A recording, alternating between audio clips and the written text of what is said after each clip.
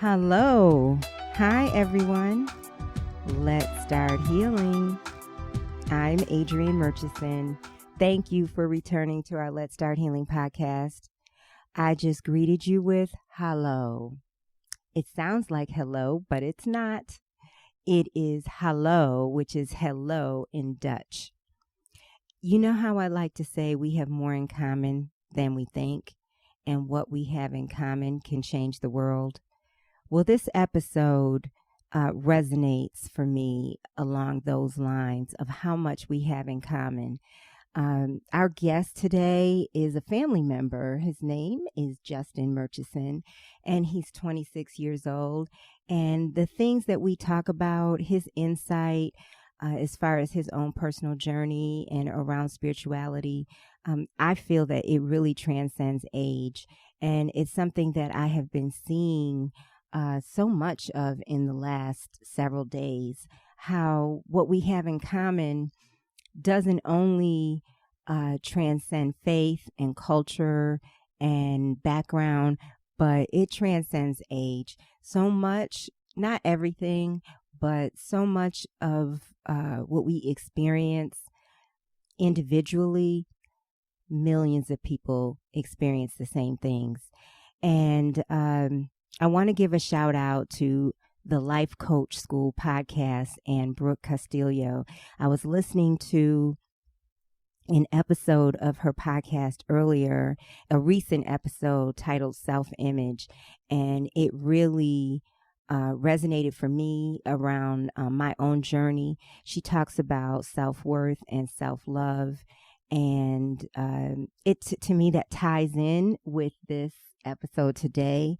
I want to share some words from her podcast that she shared. She said, when you think of the words, I'm worthy, when you think of that idea, I'm worthy, think also, I'm 100% lovable.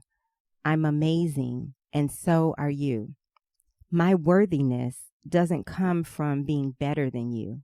My worthiness comes from being fully me. My worthiness doesn't come from someone's positive opinion of me. My worthiness comes from being me.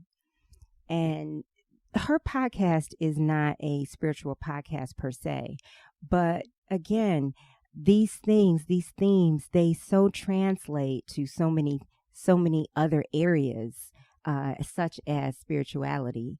And for me, these words could be right out of A Course in Miracles, which I often refer to. And that book for me has been a great tool for me in terms of growing to a great place in a great space in terms of self-love, because the concept of the book is that God loves us no matter what, that we're perfect in the eyes of God. And I mean, we are a thought of him. And any extension of God is only an extension of love. And so embracing all of that has helped me to come to a place of love within myself, to a great place of love. And so getting back, bringing back this full circle to our guest today, Justin, he is on such a journey of self-discovery and adventure. And I just think it's just awesome.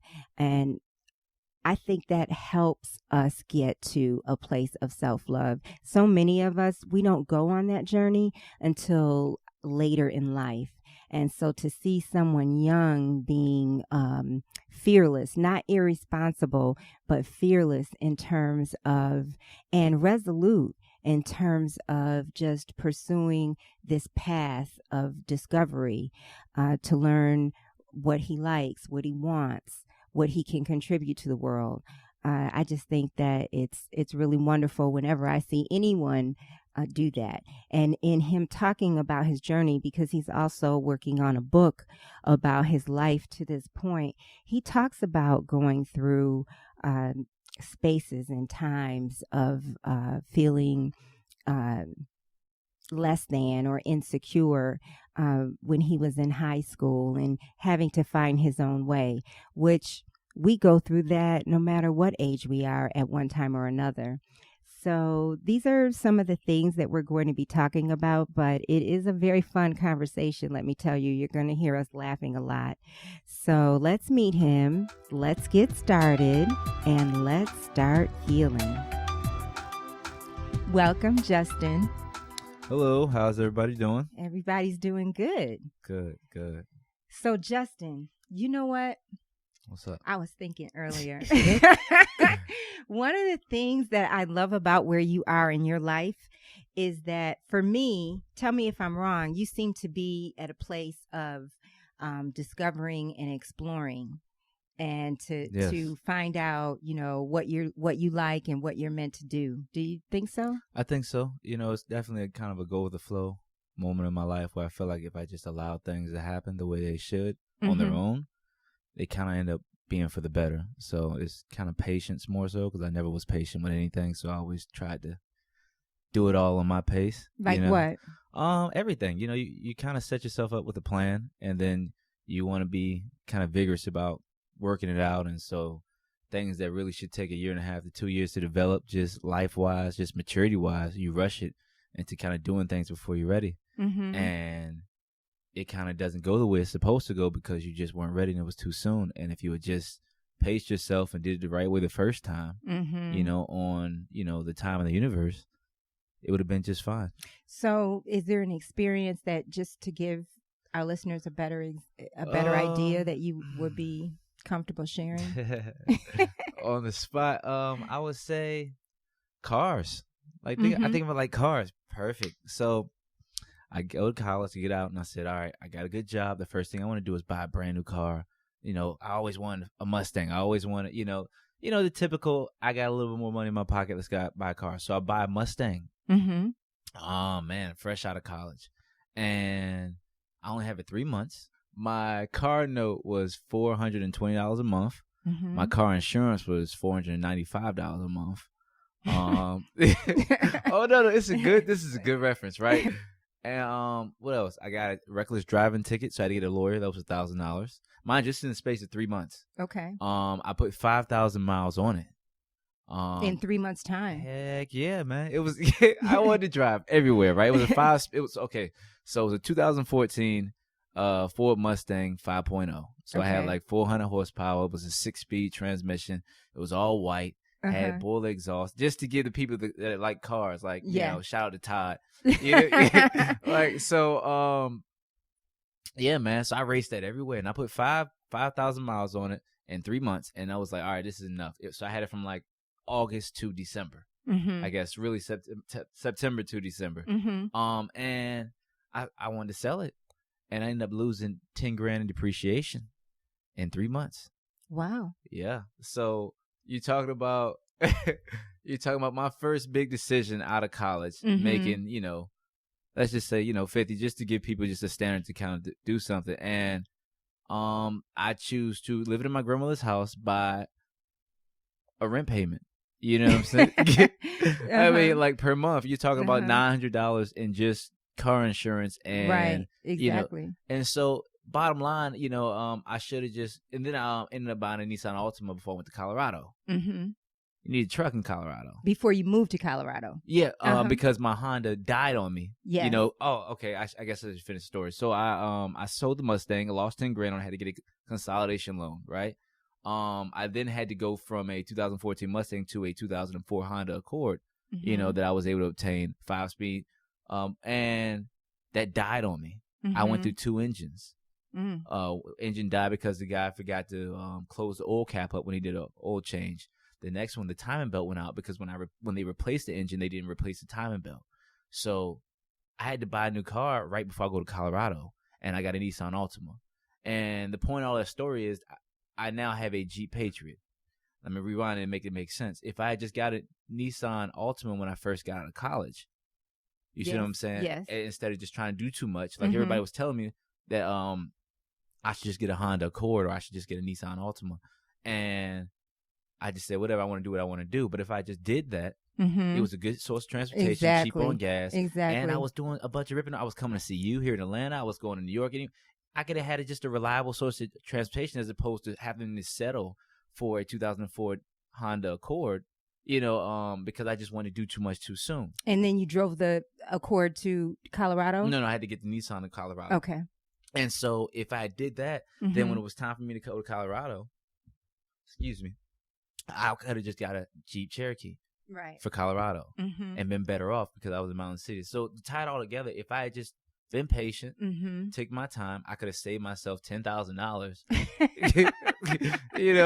A lawyer. I went through the worst with cars because I just jumped the gun instead of just chilling. That was just a kind right. Does it make sense? Yeah, it makes a lot of sense. Okay. So you moved to Denver and you left me a voicemail after you were there and you were settled in for about a week. I mean, it was just about, you were blown away by the nature and the environment and just, what did Colorado do for you? Oh, okay. So Colorado reminded me of Alaska and the lower 48. I felt as though I loved Alaska, when my pop stayed there. And I felt like it was like the lower 48's version of it. And I could work there from home with my current job. So it was just like I get to get the best of both worlds because I'm still here to still visit family and so forth. And I'm not just go all the way up there. And I just felt like it was the perfect balance. Wow. And so let people know about Alaska. So my dad moved to Alaska. I think I was 11. What year was that? Gosh, 2004. It was before 11. Oh, no, I was 11. Oh, okay. 11, so. Yeah, it was early 2000s. Yeah. So he moved to Anchorage, then he moved to something called Bethel. Shout out to Bethel. Right. I loved it. Where you have to fly in or take a boat.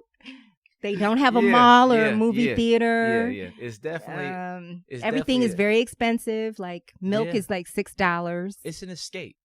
It's an escape. It's a fishing town. It's one of those places where if you go for a month, and you really, back then there was no cell phone coverage. They didn't have cell phones then. Oh my! So the internet was still I don't know if it was dial up. I don't know. I mean, it was just. It might have been dial up only when he got there. I was still using AOL Instant Messenger. I remember that, and MySpace was popping. That's when MySpace was going off, and so I'm pretty much there to take in the nature and just be still. And you talked about actually recently to me about how that was your place to decompress. We use the word retreat. That was the way. That was a place for you to sort of. It was a recharge, man. Yeah. You need that to kind of just take a step back from all the chaos. I feel like we just get so used to being stressed and how we cope with it and just maneuver through these different situations that are, chaos and chaotic and require a lot from us.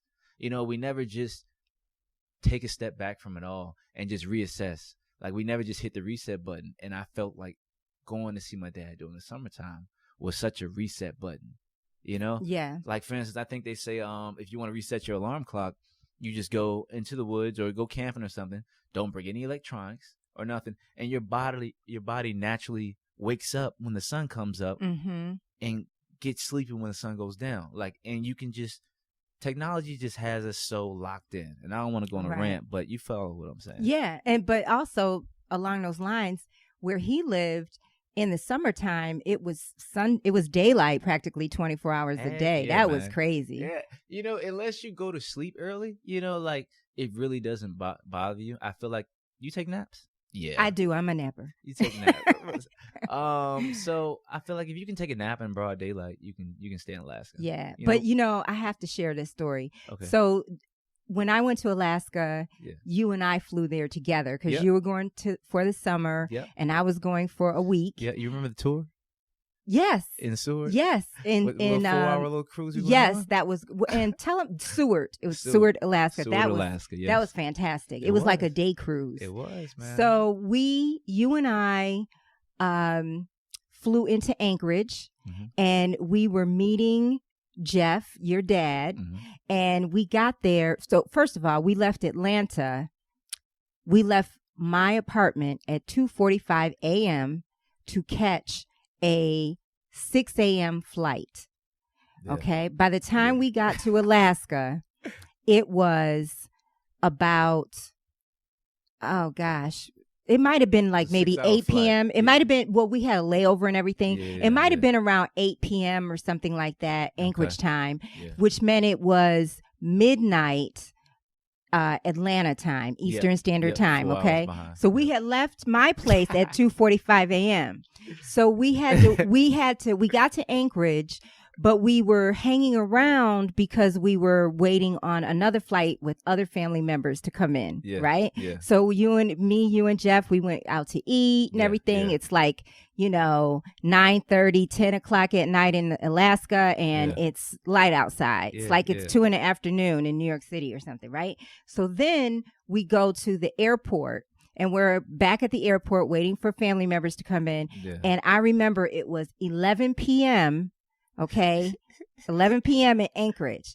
And so, which means it's 2 a.m. Yeah. Okay. Right. Am I right? No, it's 3 a.m. Was it June? It was July. It was July? Yeah. And so it was actually, so that meant it was 3 a.m. in here in Atlanta, right? Eastern Standard Time. Yep. So somebody said something. And we all started laughing, right? Yeah. And I started laughing so hard that I started crying. Okay. You know how you laugh so hard you start crying? Yeah. And all of a sudden I just felt so disoriented because I was like, I'm laughing, but I'm crying. It's 11 o'clock at night in Alaska and the sun is shining. Yeah. And I left home at 2 a.m.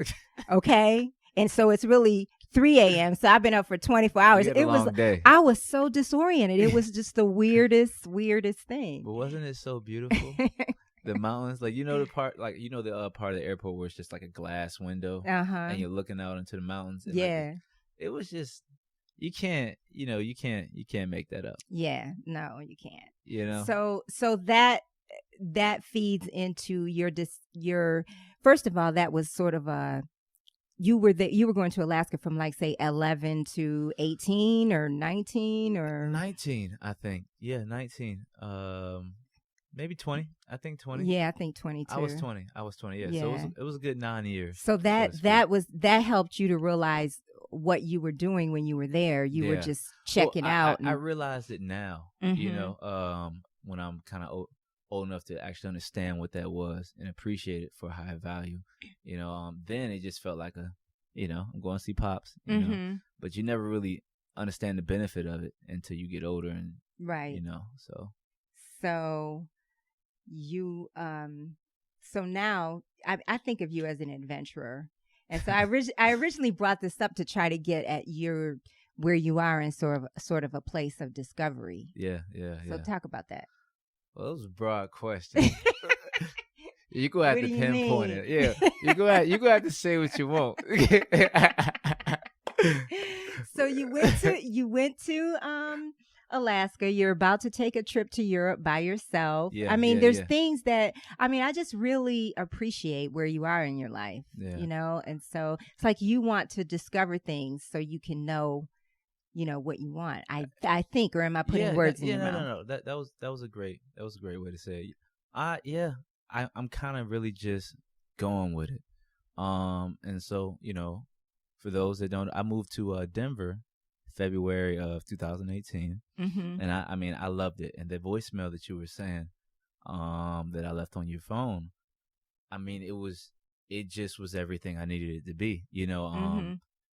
I'm growing up Boy Scout, I'm nature boy, and it's like, but I still like the interaction and being social mm-hmm. aspect of my life as well. And I just felt like it was the perfect blend, and on top of that, it reminded me of Alaska as far as Denver reminded me of Anchorage mm-hmm. and Boulder reminded me of Bethel, mm-hmm. and you just, what made it so dope is that there was an international airport 20 minutes from my house. So I can have that and still be in financially, solid condition to jet out to see one of y'all if I really need mm-hmm. to. I'm not disconnected. Right. And I felt like that was just such a key point to it. I loved it. So then why are you leaving to go on to somewhere else? Well, I had a great year. I really did. I met dope people. it was the true definition of time doesn't, determine the quality of friendships. Like it was some people I just naturally interacted with, and it just set up to be such a beautiful situation. But it just made sense. So like my lease expired in April, and I said, all right, April I do photography, so that's a great time to go back for graduation and take a lot of people's pictures, and get back to like where it all started, so to speak. And I kind of enjoy doing that. And it's, enriching with my grandmother. So to go back to Virginia, Yeah, which is where where you were born and raised. Yeah. So it's where I went to college and kind of like did the first 4 years of, after college there as well. But my grandmother lives there as well. So it just felt like, all right, well, I can do that for the month. And then I said, all right, well, I want to come to Atlanta and spend time with my aunt, hey. And and work on the things that we're working on. And so it just didn't make sense to re-sign a lease. And so when you're talking about being 2 months kind of out on the road, it's like, all right, well, while you're already in the swing of things, why not get stuff done with it, and see family and spend time with people that you haven't seen since Thanksgiving. And then, still with me, it kind of just continued into Europe. So it was like, all right, well, I can still save money for my trip to Europe in July, and it just kind of flowed that way, And then you think you're going to move to Dallas? I think I'm going to move to Atlanta. Oh. Actually, yeah. Okay. There's about a 65-70% chance I'm coming to Atlanta, and so it was a Dallas thing at first, but it's just some things here that I just feel like can click, for a period of time. So that's my current decision. But everything's kind of still flowing, but it switches, based on like, just things I experienced. Right, so right. Who knows? What are you looking forward to on your trip to Europe? So I went to Europe when I was younger with my mom. I was like 9 years old. And then I think, I saw it was cool, but I want to go back and really kind of like appreciate it in a non-tourist way. So I'm going to do some fun things, and I'm going to do, some cool adventurous things as well that kind of give me a sense of culture. And so the way it's going to go is I fly into London and with some people from work that I created great relationships with, and we're actually going to the Tomorrowland Festival, which is like this big festival out in Belgium. So I fly into London, and then we're going to go to Amsterdam for a couple of days. I'm probably going to push over to Portugal and Spain, and then we're going to attend the festival in Belgium. And so it's just I'm kind of just looking for adventure. Like you say, I'm kind of just looking to take cool pictures, kind of detox. It's kind of my getaway as well, And so, only thing I really have stamped so far is the Airbnb we're staying at for Tomorrowland, which is that following weekend. It's like a 14-day trip, and then that's it. I don't have any flights anywhere. I don't have a plan, and I think that's gonna be cool. If they make it does. Like just land and just be like, all right, what am I gonna do now? Yeah. I mean, people should know that you have a steady job. Okay, yes, that allows you to work remotely, which is wonderful. So do you consider yourself a spiritual person? Yeah, absolutely. As I've gotten older, it just, certain things just add up. Certain things just kind of feel right, and I can't explain how I became one. It just kind of naturally occurred that way, and I think that's what's so dope about it. I think that's what separates, for me, the difference between religion and spirituality, because, I feel like religion is something we kind of like are taught as we're growing up, and spirituality is kind of like our soul finding its own purpose. I feel like, and I think that's what makes it so pure, because it's so uninterrupted. If we just let it be. And I think, I don't know, I feel pure with that. Like I feel like being honest. Like I feel like, I can't live without spirituality. I can live without religion. So it's like if I had to choose between the two, I would feel that loss with spirituality being not in the equation. Does it make sense? Yeah, and I'm curious how you define spirituality. I'm curious how people define it, because I think of it, and the way I think of it, I realize that I've learned that people don't necessarily see it this way. I see spirituality as a relationship with God. That's what it means to me. What does it mean to you? Man, I I mean, this is gonna get deep, but we can do it. I feel like spirituality is like, it's my connection to the universe. It's my sense of awareness, and it's my conscious.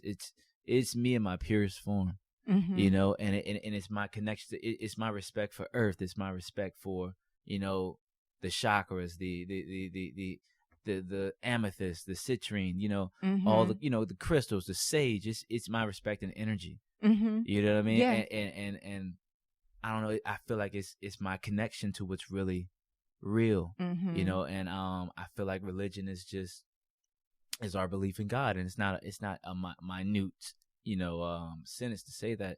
It's just me saying that I just feel like it's just, spirituality is just so multidimensional. Does that make sense? I feel like I just kind of, was that too? No, so it's like religion is sort of like we're taught to go down this one lane, but spirituality is like you're open to everything. Spirituality is my okay.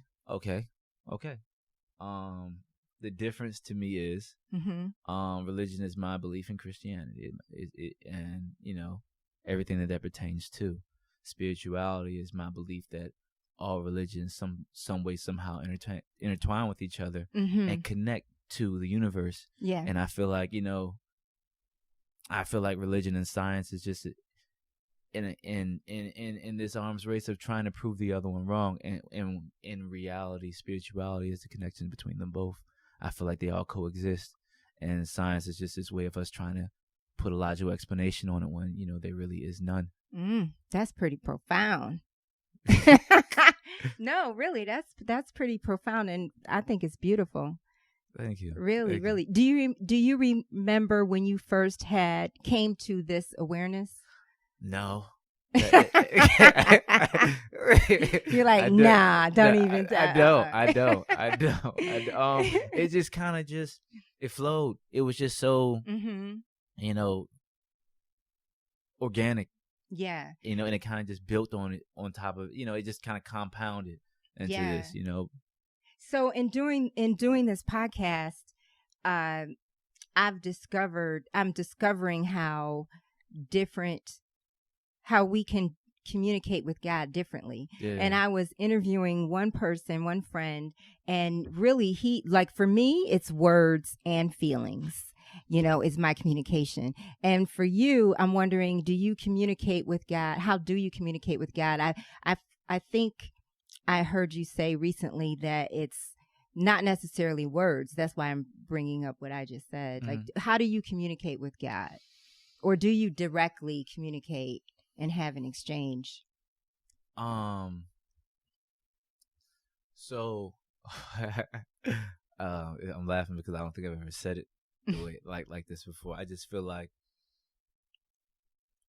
the universe is God. I feel like every time I meditate, I'm talking to God. Every time I hold amethyst, I'm talking to God. I feel like it's not constrained to just these, you know, this one little religion over here. I feel like it's just so much more than it transcends. That. Right. And so I feel like every time I'm kind of recharging or healing myself or eating right or, you know, just taking care of myself and being a good person and producing good karma, I feel like that's a consistent communication with a higher power. And I feel like, you know, it's almost like I don't even want to just label him as God. I want to just say it's everything. Yeah. You know what I mean? Yeah. Like, I don't even want to give it a name because it's like it defines. Yeah. It defines. Right. It immediately constrains. Oh, God. Okay. No, I'm saying everything. You know, and there's no name for that. That's an appreciation of all life. That's appreciation of everything around you. That's just such a self-awareness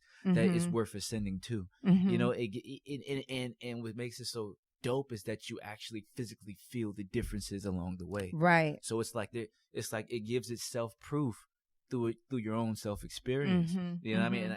And I don't know.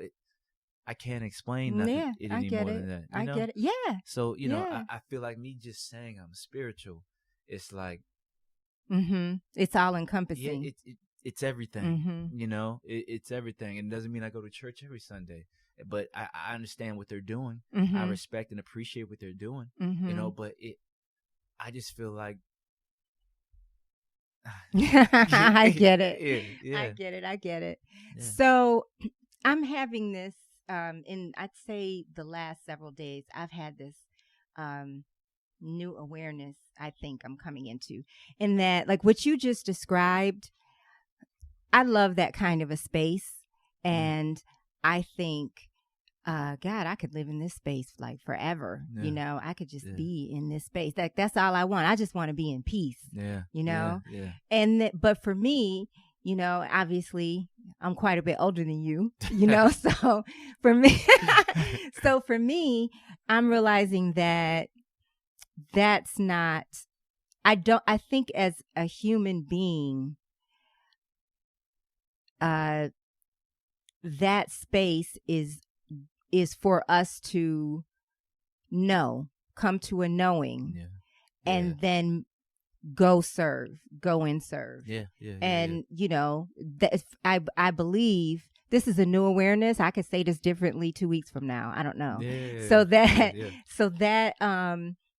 that go and serve can look differently for each of us. You know, but I do believe that is what we're here to do. So do you think that, and do you think that that's something, if so, do you think that's something that you're still figuring out, or do you, I know you do have some, things you want to impart to your generation, you know, so, but anyway, but I don't want to put words in your mouth saying that. So. I mean, it sounds like you're referring to passion. Yeah. Oh, I wasn't, but it is passion. Yeah. Mm-hmm. Absolutely. I'm getting close.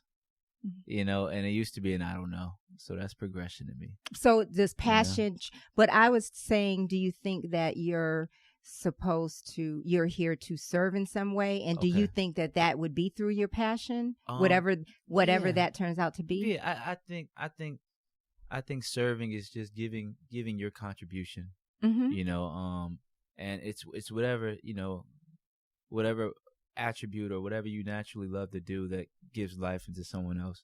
You know what I mean? And I think once I find that, which is my passion, you know, you're more naturally giving. Right. You're so much more, you know, you're happy, you know, and I think, you know, there's so much beauty in life in that. And so I think that's a great space to be in. I hope that made sense. Yes. Yeah, it does. Okay.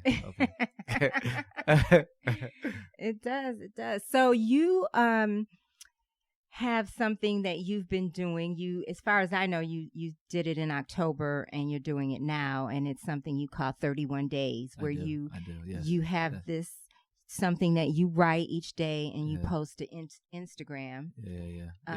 So talk about that. Okay, so talk about that. What you got to say about that? So I don't even know how it started. You know, it kind of just happened. It was October 1st, and you know, Instagram happens, and then you just put, you know, October 1st, 2018, you know, as one of your little posts on a story. And so I did that. And then that same day, I just felt like, you know, writing something on it. And I wrote something. And then it went along with one. And then I wanted to write something tomorrow. And so, like, I wrote some on October 2nd. And it just kind of became an everyday thing. And I just went with it, you know, and it just was 31 days. And so you were writing something about yourself, about how you felt? About... I never knew. I never knew until I literally, it's so funny when I start saying like how it just organically happens. Yeah. I found that if I just sat there with like an empty screen ready to type, and just really just kind of like maybe play music or kind of got lost in something or drank some wine or something, or, you know, and, or some Jameson. And I love Jameson. And, you know, they would just kind of flow. And it just became an everyday thing. And now looking back at it, you know, being my second go around, because I'm doing it in May now too, I've realized I was kind of channeling myself. I was channeling my inner self. I was really, you know, allowing myself to connect to everything, you know, and it just kind of like flowed that way organically, you know. And I don't know, when you say, am I finding my passion, I'm saying I'm getting close, you know. It used to really be I don't know, but I kind of like, if you allow yourself to just feel certain things out and be in a space where you're more receptive to stuff, I allow myself to write, which is something I used to kind of like to do. Mm-hmm. And it was always something I was good at, kind of like photography and so forth. But I really kind of like it. Yeah. Mm-hmm. And so I'm feeling it out. This Yeah. might be my passion. Like I don't know yet, but well, flowing. do you have some of my work? writings? Yeah, Okay. handy. They're brief, so they are brief. they are brief. I'm not gonna go. But go even crazy. if you shared 3 of them, they would be 3 brief things. So Okay. I want our listeners to have a sense. Okay. All right. I really think this second go round, I might find 1 or 2 from my first time, but I guess I should go chronological order. I'm sorry. Well, no, I mean, okay, whatever you come up with is fine. All The right, listeners won't know. Absolutely. I'm gonna read levies that I wrote the other day that I really felt like was everything I ever needed it to be. Okay, so it starts off like this. I remember the nights I'd close my eyes and pray for rain just to end the drought. To my disbelief, when I opened them, I was drowning. Who would have known that too much of exactly what I asked for would be the gravity to my downfall? Be careful. You know not the full price of what it is you're asking for. Greater the consequences you must face when you attempt to play God. Now you gotta swim, beloved. Water above my head, yet I remain unable to cry. This is what I wanted, but it's all I can bear. I can see the shoreline, the trees, fresh air. If only I had just been appreciative for the ability to breathe. Wow. So Whew. what is there something that relates to that you could speak on? Yeah, man, a lot. I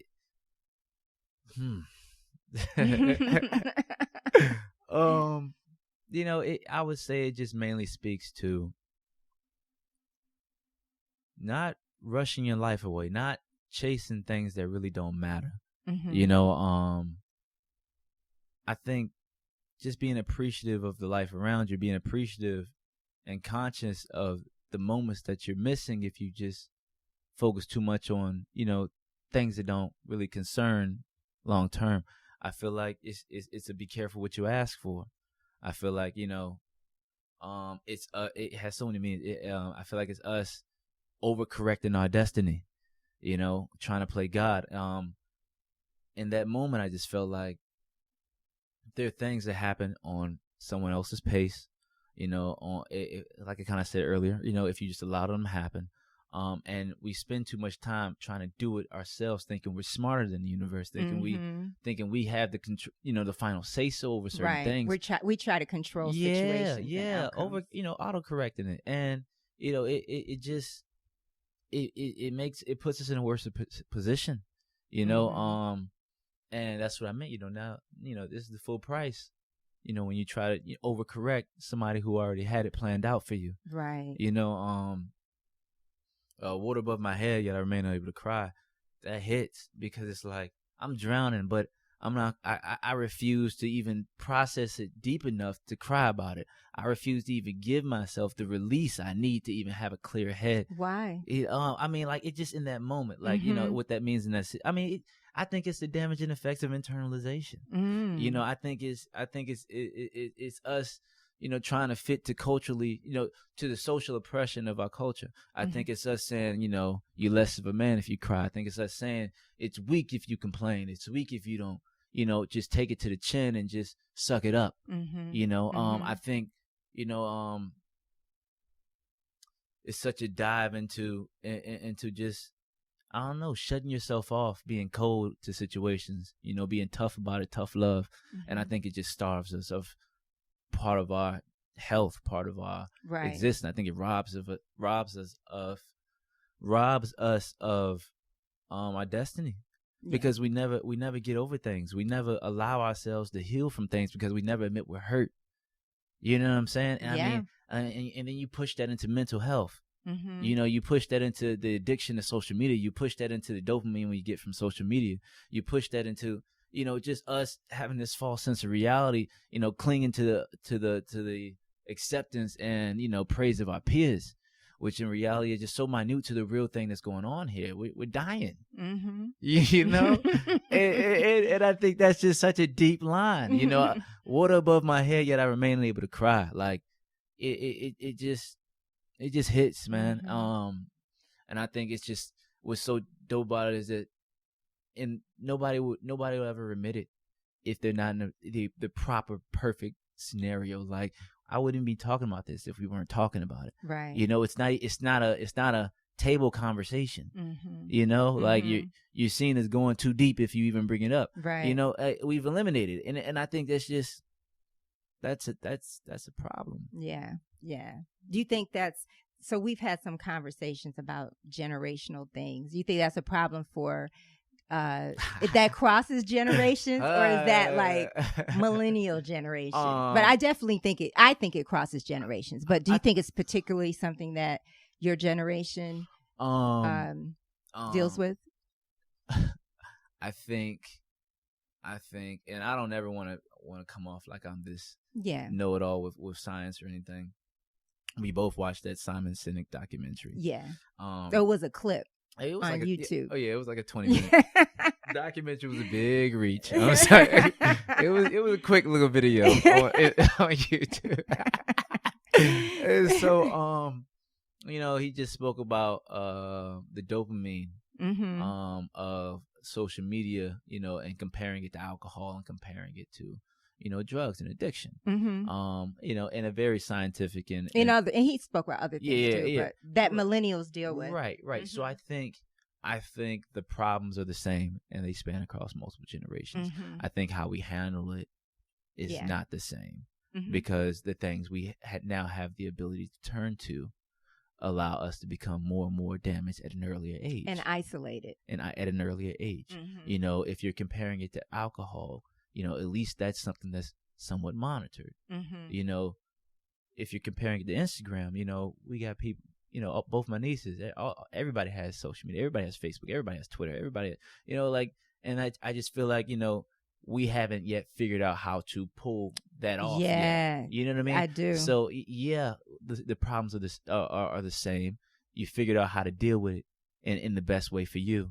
I think we're still figuring out how to deal with it in the best way for us.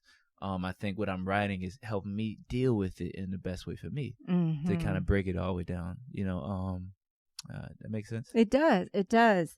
And so you are working on a book. I am. I am. And so I've been on a cruise where you are my brother's son. Yes. And I've been on. Is your brother, right? and I've been on 2 cruises with your mom and her side of the family. Yeah. In addition to that's so dope. Yeah, it really is. So dope, in addition man. to your sister, who's also my brother's child. Yeah. And her family. And so why am I bringing that up? I'm bringing that up to say that on our last cruise, we sat down and I interviewed you, you know, as we can flesh out what this book will be. And you started out talking about growing up, and I thought it was really, really deep what you were talking about. You were just talking about trying to fit in school, you know, and just kind of coming through that. Well, you also talked about just being a child, you know, who's growing up with 2 different parents, you know, primarily with your mom and then going to see your dad during the summers. That, and, you know, becoming a man, and as I said, trying to fit in school, and being able to ultimately find your way by at one point feeling like you don't fit in. And I know you can't talk about all of that right now. That was a list, though. That's gonna be in the book. But you know, anything about that you want to speak to? Because I felt like that's going to be so helpful to whether a person is going through it now, whether there's a child or a teenager going through it now, or somebody who's come through either a divorce or just growing up with parents who, your mom and dad are just not under the same roof, and Yeah. and you had two very strong parents. Yeah. Beautiful people, same sign. Yeah. I'll leave Man, it at they that. they, they were pretty similar, man, in great ways, though. In great ways, their love was unconditional. Mm-hmm. Their ambition was above average. Mm-hmm. They wanted the best for themselves and the people around them. Mm-hmm. And I think those are just so dope. I can see, how that worked. Yeah, I think what I said was, a single mother should never have to raise a son. Mm-hmm. And I said, she's fully capable of it. Mm-hmm. And it's been, proven time and time. Look at me. I'm a product of a single mother. Mm-hmm. But there are qualities of a man that a man must teach a man. And equally important, and there are qualities of, a woman that a woman has to teach a woman, and I think they're damaging effects from that not coexisting in one, in one space. And I think it is damaging by that being a limited time as well. There are qualities, of a man, of dignity, of being, a stand-up character and a person, that a man teaches a man, and that came at a slower pace, due to limited time. And I feel as though, it was beneficial in many ways, every time spent, because again, we're talking about detox and me getting away and so forth and clearing my head and full of different perspectives. But there are changes to your growth as a result of that. You know what I'm saying? And I think that social imbalance, is such a tough space to be in when you're growing and, through puberty, and you're trying to find what, who you really are, and the person that's genetically, your image, Mm-hmm. is not in that immediate picture. And so I think, they both did an outstanding job, and I'm very grateful, but there are things that I wish I could have had more time to pick up, from my father. But we also talk about timing, Mm-hmm. there are things I would have never understood until this day. And so, I think the time that I mostly need is now. Mm-hmm. So what I'm saying that is, it could be done. Mm-hmm. As far as raising someone, it just creates a social imbalance, that is tough to be in, Mm-hmm. growing up as a child. Does that make sense? It does. And we should let people know that he passed away. Yes, he passed away. So, well, before we close, there are questions that I'd like to ask people. And so right. I want to ask you, and it may be, maybe because of where you are right now, there may or may not be answers to these questions. What do you think, if anything, God calls you to do for yourself and others, or others? Right. Right? Right. You feel very guided to do that right now. Yeah, I do. Yes, right.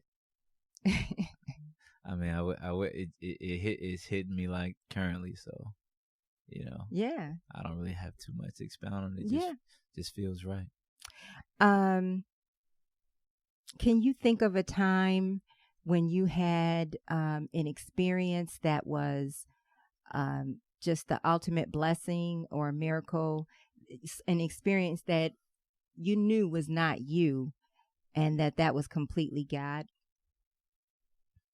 I can actually. Yes. Well, there's so many different ones. I'm trying to figure. I guess we can go with the college. Well, they're all equally. Oh yeah. They're all equally important, but I think the college one was definitely like a big one. So, my mom had breast cancer, my senior year in high school, and that was a kind of a tough spot for us. I think everybody was kind of emotionally, heightened during that time. And I remember, her surgery was, she had a surgery my fall semester. Your what? My fall semester. So Of high school? yeah, my fall, my first semester senior year. Mm-hmm. Okay, and I remember she was going her treatments and so forth, and I've always been like kind of a C student, and so I remember she was telling me, you better be applying for these scholarships. You better be applying for these scholarships. We ain't got the money. And I'm just like, all right, man, whatever. I'm gonna do it. And I'll never forget that. And it was like a big thick packet of just scholarships. Right, man, it was just write this essay, do this. So I was like, man, I don't want to do that right now. Like, it was dumb. It was dumb, but so I didn't do it. And oh gosh. And so second semester, I'm never gonna forget, it was in March. I think 21st. March 21st, March 20th. And it was a Sunday. And I remember me and one of my best friends that growing up named Monte, we used to go to my church. Mm-hmm. And so we get there like 10:30, cool, blah blah blah. And so I remember the pastor, the bishop at the time, Bishop Kim Brown, he was like, we're gonna take a little off, and I can't tell you what it's for, but whatever moves you, to do, go ahead and put up there. And everybody would kind of do it. And so I remember I went up there and put $5 up. Like I only had, I think I had like $15, but I was like, I can get $5. So I'll never forget. Like, and so they all sat on the table. I mean, it piled up with money. It piled up, and then he starts telling this story, and the trustees come out and they're counting the money. I mean, they going, and like literally, like he tells a story, and then He like, yeah, so, we got somebody in the church family, who has cancer. And I'm like, dang, I'm like, damn, yeah. this is crazy, and he was like, she's a child, that's, in high school, trying to go to college, and the money that she was, had set aside, for college, she was using for the treatment. Mm-hmm. And how the child, as a result, has started making straight A's off the, to try to take some of the pressure off of her, went from a C student to a straight A student. And I mean, I'm locked in. I'm like, yo, this is deep. Like, this is deep, dog. Like, hey, man. Like, that's an amazing story. Yeah, I wonder who it is. Yo, because it just don't make sense. You know what I'm saying? And like, he was like, Sister Juliet, can you come up real quick? Can you come on up? I'm like, yo, that's my mom's name. And like, I was sitting with my bro, and I mean, dog. And like, all right, so, and she, she get up on stage and she crying, and I'm just like, I'm up, I'm walking to the stage. I don't even, like, you don't even think. It's surreal. It's surreal. Like, it's like, what? Like, what? So I'm walking to the stage, and I get there, and, she's up there crying, like, she in heels too, like, trying to keep her balance. And like, I was like, yo, that's my mom. He was like, this your mom? I was like, yeah. It's like, I know you. Cause I Who's like, saying that? The pastor? Yeah, the bishop. And he was like, I know you. Cause I did youth work around, like things that I didn't think about it. It just was, it was just a bunch of individual things I was doing. You never collabed it to anything. You know what I mean? Like, I was just making good grades, cause it was the right thing to do. Like, I'm not going to pretend like, it was this big fairy tale. I was just doing it because it just felt right. And so, the youth thing, I was a youth leader, it was cool. I was cool. They were cool people there. It was fun, and there were girls there. Like, let's just be honest. Like, it was a good space to be in. All right. Like, let's be honest. And I mean, so yeah. So that's where he had seen me, and I get on stage, and he was like, he trustees handed me a piece of paper, and she was like, go read this number to your mom. And at the time, it was like $7,000 some dollars, And I went and I read it to her, and she just started hollering. And I'm like, yo, we on stage too, and I'm like, it's getting crazy. Like, I'm stuck, you know what I mean? And so people see that it's me on the that's the student, the child, and they see her because she's in a choir, and she's like, she's active, so people start bringing $1,000 checks up. Up to the altar. And then so I was working at Chick-fil-A too, and I've been working there for like 2 years, man. You know, that was my first job, and the owner of Chick-fil-A was the youth pastor at the church. Oh my! Like he used to be the old youth pastor, so but he had stepped down because he owned Chick-fil-A. But he sat in the front row. He was one. I mean, he was, you know, and so they get up to like $30,000, and then he comes to me like, I got 10 grand for him. This is all during the same service. This is all in the space of 10 minutes. And so when he does that, y'all, I just fall to my knees, bro, and I just start crying. Oh my goodness! And then like kids run up, like everybody runs the stage and stuff, and they had the choir sing, you know, you haven't seen your greatest victories yet. And to me and my mom, like they set me and her down, and I mean, like that was a big day, of course, you know, and that wasn't me, you know. So I feel like that's a good story. Wow, yeah, that's incredible.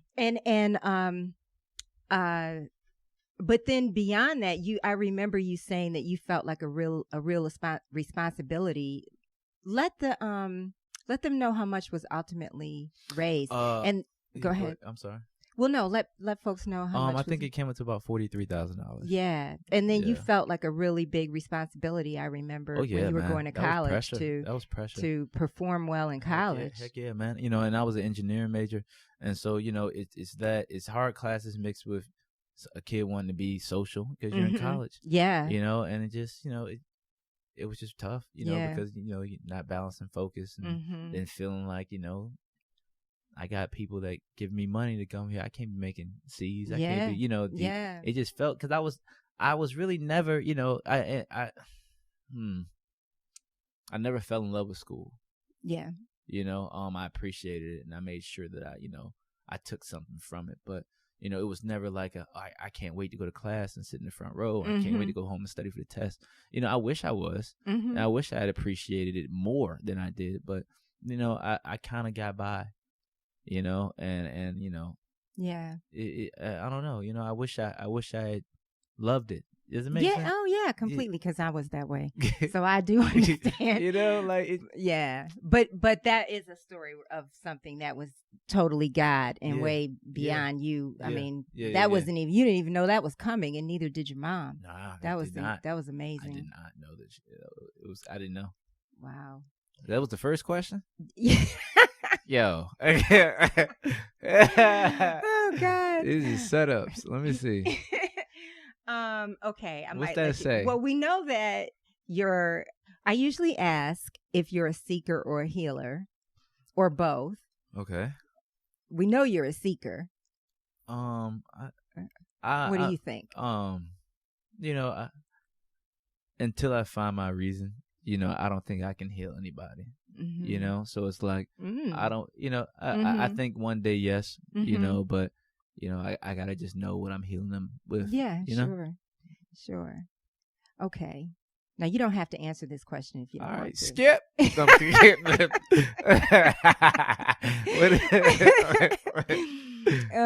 If you could sit on the porch across from God and ask him 2 questions, what would they be?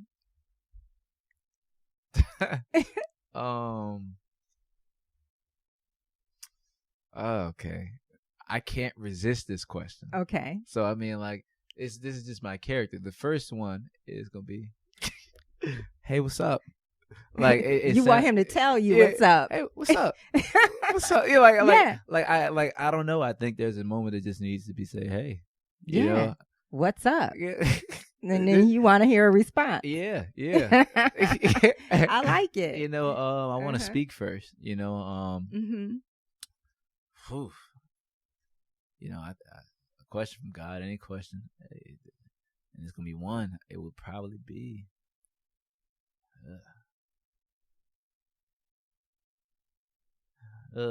man, because it's just I don't want to get too. I think it would just be somewhere along the lines,